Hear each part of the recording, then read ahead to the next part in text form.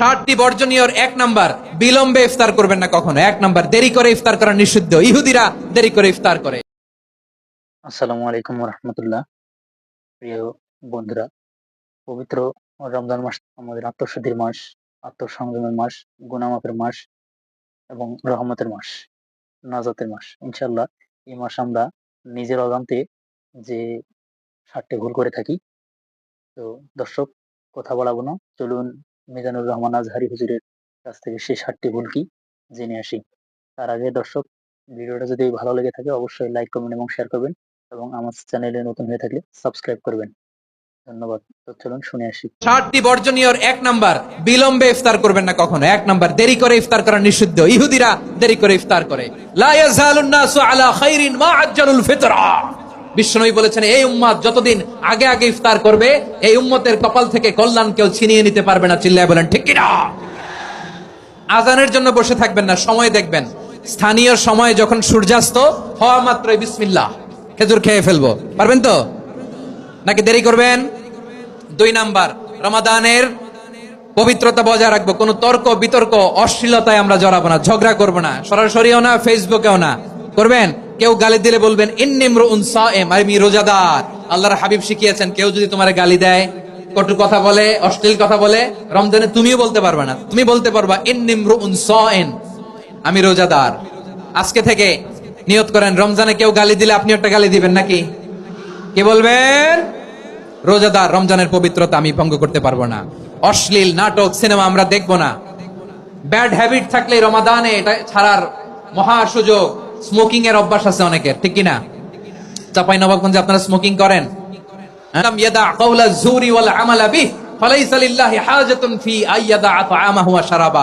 যে রমজানে মিথ্যা কথা, মিথ্যা কাজ, মিথ্যা সাক্ষী ছাড়তে পারে নাই, তার না খেয়ে থাকা, উপবাস থাকা দিয়ে আল্লাহর কিছু যায় আসে না। এজন্য মিথ্যার সাথে আমাদের কোনো সম্পর্ক আছে? মিথ্যা বলবো না। 4 নাম্বার, অপচয় করব না।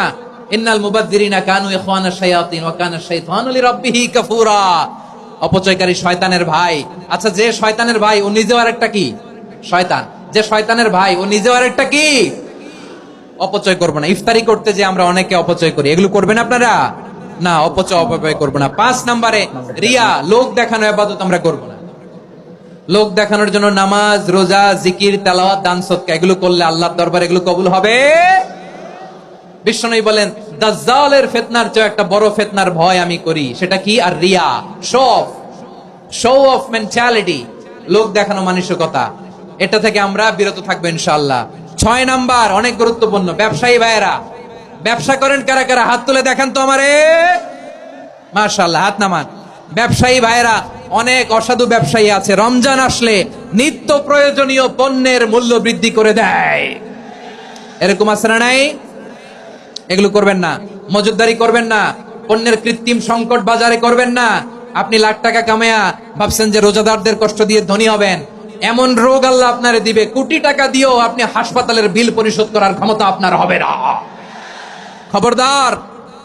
আর শেষ বয়সে দেখবেন কি কষ্ট আপনার হয়। আপনি রোজাদারদের কষ্ট দিচ্ছেন, আল্লাহ আপনার সুখে রাখবে? আল্লাহর দোহাই লাগে, আমার ব্যবসায়ী ভাইরা এটা করবেন না। আরব বিশ্বে আমরা দেখেছি, আরব বিশ্বের ব্যবসায়ীরা সারা বছরে ব্যবসা করে, রমজানে ভর্তুকি দেয়।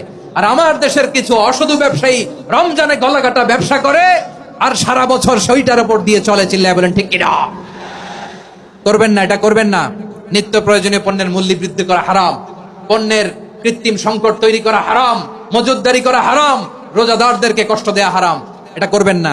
7 নম্বরে সর্বশেষ কথা, অধীনস্থ যারা আছে তাদের কাজের চাপ আপনারা কমিয়ে দিবেন। কাজের লোক, ফ্যাক্টরির ওয়ার্কার, স্টাফ, তাদের প্রতি যদি রহম করেন, আপনার উপর রহম করবে কে? এই পবিত্র রমাদানের 7টা করণীয়, 7টা বর্জনীয় মনে রাখা যাবে তো ইনশাআল্লাহ? আল্লাহ এই রমজানকে তুমি বরকতময় করো। হাত তোলেন।